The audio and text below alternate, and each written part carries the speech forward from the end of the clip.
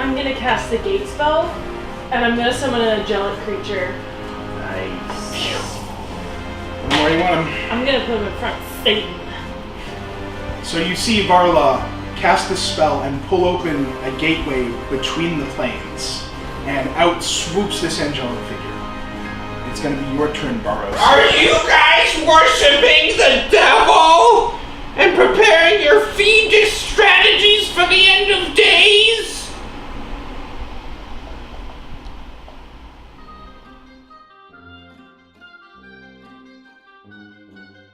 Our parents worked more because it was the 80s. They brought more money home, but things cost more.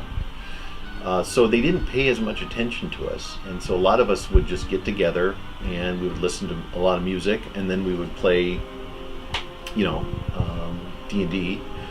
And we had a lot of fun with it. And there was a camaraderie there. And there was a kind of a family feel sometimes to those gatherings, but when the Satanic Panic hit and a lot of those were kind of stripped away, we didn't know what to do with ourselves, and some kids never went back into it, but they got into other trouble in a sense. But then others of us, we would, say, hey, we're going downtown or we're going to the library, and then we would go over to a friend's house and climb up in his garage, kind of the upper section of his garage, and we had tables and everything set out, and we would just continue to play the game. I had a couple friends on the block that played D&D, and I was invited to one of their games. They were playing Basic. Even though Advanced had been out, a lot of the kids that were probably between the ages of 10 and 16 were still in Basic. So they invited me in, and I just loved it. If you're an imaginative, creative person, and you kind of immerse yourself in these creative projects, it's very enjoyable. And and then I got a paper out, and I just spent all my money on D&D. So our local hobby store in West Bend, I would go down probably at least once a week and see what was being released. Lake Geneva wasn't too far away, and so TSR was releasing everything. And because Advanced had come in, which is kind of, I guess, first generation or first edition kind of D&D, a lot of the games, the modules for Basic and Expert were reduced, so I could just buy up, really good modules, and then I'd bring them back, and sometimes I did DMing, but most of the time I was a player, and I just really enjoyed it, really enjoyed it. So I guess I started probably in right around 80 or 82, and then when I experienced kind of the crash, which has been called kind of the Satanic Panic, but it's part of this larger phenomenon. That was close to like 85, 86, and then so we went underground after that point. Is the apparent practice of Satanism, that's worship of the devil. Now, police have been skeptical when investigating these acts, just as we are in reporting them. 85, though, the 2020 special, I'll never forget it. It was like a Sunday night, I think, that they aired it, and it was highlighting some of the murder-suicides that were going on, most of them near, like, on the East Coast, where these kids, unfortunately, were taking their lives, or taking the lives of others and then themselves. And they would always go through the child's room, and they'd say, okay, so what's the cause of this? And they'd find record albums and things like that, and then they'd find the D&D stuff, We went into the kitchen, and there on the table were what we thought were just regular composition books with schoolwork in it, and much of the Dungeons and Dragons material, along with this curse he had received in the game that day that he died. Some of the instances were spot on. I mean, these guys, they just couldn't separate reality from fantasy, and but they got into dark versions of D&D, where they were, being cursed, or they were summoning demons and stuff like that. We didn't do that. We were just out there being, just swashbucklers and gold junkies. But my dad saw that, and I remember he came down and he said, "Where's all your D&D stuff?" And I was like, "It's up in my room, And he took me up there. He was just, pretty angry. Took all of it and threw it in the garbage. Said, "You're never going to play that again," and everything else. And of course, I summarily later that day took it out and hid it all over the place and kept playing. But I had friends, parents would burn stuff and everything. I mean, it created a literal panic. And it was when D&D got involved in the Satanic Panic, that was kind of at the height of it. It started in the late 70s. It hit 85, 86, 87, and then it died off in 91, 92, because people really kind of got the gist of everything. But it really hurt TSR. I mean, they had sales in the tens of millions by that point, and everyone went underground. And a lot of people stayed underground for a long, long time, just because there was this stigma that people who never really opened up the game system, just assumed was in it.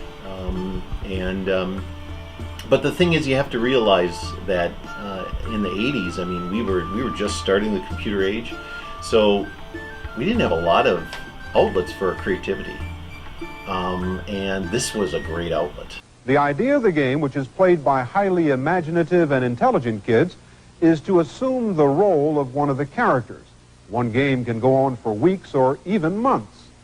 The problem seems to be that some kids take it more seriously than others, take it a step further, playing a character who brings them the power in a game they couldn't possibly get in real life. We never connected ourselves to the characters. We always were playing the character. And the character became endearing to us, and vice versa, but we never saw ourselves as anything, transitioning from the game world to our own reality. I'm Glacia the Fighter. I am Freelick, the Frenetic of Glossamere. I am Pardieu, a holy man. In '82, Mazes and Monsters, a movie with Tom Hanks, came out. That introduced the wider public to what we were already doing, but it introduced it in always a dark way. If you played the game and you saw the movie, you realize it was just Hollywood's interpretation of it. There was LARPing in there, and then of course there was always this dark thing where one person went rogue, and they couldn't, identify the line between reality and fantasy. I have spells. I'm going to fly. Parents were just, their antennas were up. But we kept playing, and I kept buying stuff, and my parents, my dad was raised kind of in a Baptist tradition, and then he became Missouri Synod Lutheran. And so he just kind of, I don't know, he was busy. We weren't, during the Reagan years, we didn't make as much money, so everyone was working more. So we just kind of did what we wanted to. We jumped on our bikes and went over. What was unfortunate is between 85 and probably 92, a lot of the sales plummeted. And so places we would always go to buy modules and additional materials for gaming, even dice and stuff like that, they just closed up. They downgraded the sales of the TSR stuff or Wizards of the Coast eventually stuff, and then they would focus more on models and things like that. So we got to the point where we didn't have a lot of outlets to purchase the materials that we wanted to. We started doing a lot through mail order, but we had to do that kind of underground as well. So we would find one of us whose parents tolerated us gaming, and then we would all order through Tom's address and his checkbook and everything else, and then we'd split up the goods and then decide who's going to run what game and things like that. But yeah, it was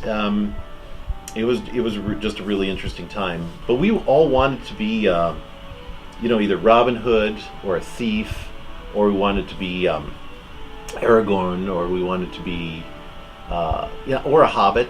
We wanted to be Frodo, or we wanted to be these characters we read about in the books. But we really didn't care about religious systems within the fantasy world or anything like that, and that's where a lot of parents just didn't get it. In the advanced group, and I had some friends that went into advanced, and then they followed the generations that way. I stayed in basic. With advanced D&D, there was a greater emphasis on that because Gary Gygax, I think, wanted to make a more comprehensive landscape for people to, fantasy landscape for people to enjoy. I mean, they were even publishing books and things like that to give context to it. And for me, I love dwarves. Dwarves are great because they lived underground. They had this kind of weird physiology, and they had such a great sense of geology and craftsmanship, and they created great and almost wondrous weapons and things like that. And they were a little magical, right? It was you never knew. It was like, okay, are you elvish or not? And so and they could take a hit. They could take a punishing. The thing I never did, and I probably should have, is gone after the dwarf cleric. That was the kind of the classic design or model for the dwarf. I would say everything in my fantasy landscape ended up causing me to go into higher ed. So eventually, so yes, the history, the discovery of unknown things was definitely led me in the archaeological direction. But I did get interested in archaeology in the 6th and 7th grade through social studies, but then my gaming and other fantasy novels and things like that kind of reinforced that, and of course the whole Indiana Jones thing hit at that time.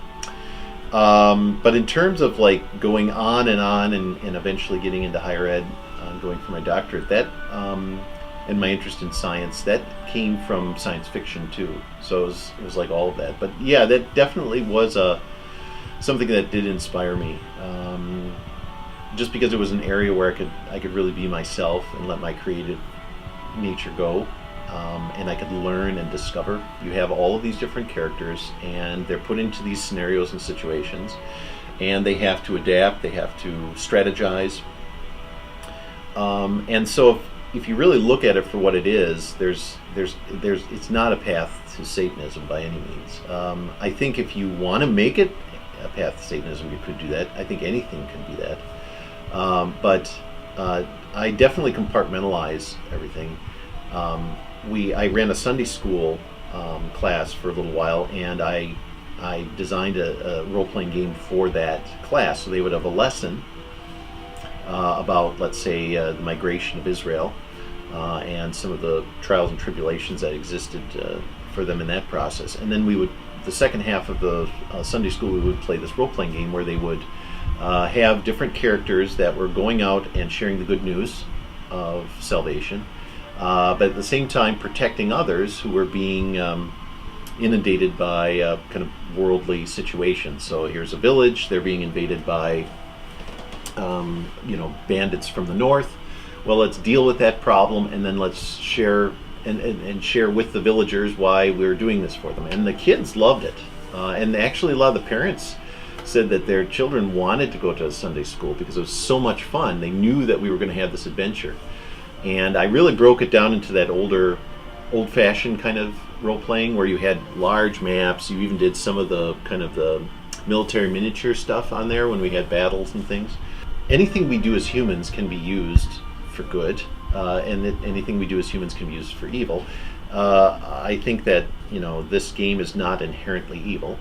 I think it is inherently medieval. The idea of good versus evil was very distinct. You know where good was, you know where evil was in that kind of medieval landscape. And the game reflects that. Evil is evil. You can't deny it, right? A dragon is a dragon. It's not your friendly neighborhood Spider-Man, right? I mean, it's not something you're going to sit there and curl up with in front of the fire. It's going to try to eat you or do something even worse to you. And it is something that looks like it's come out of the bottom pit of hell. And so, yeah, that's evil. And guess what? Here are these,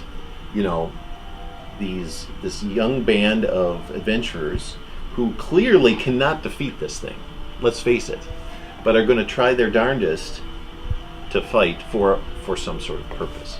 If anything you do interferes with your relationship with Christ, then whatever that is a potential path to falling away from a good relationship with God.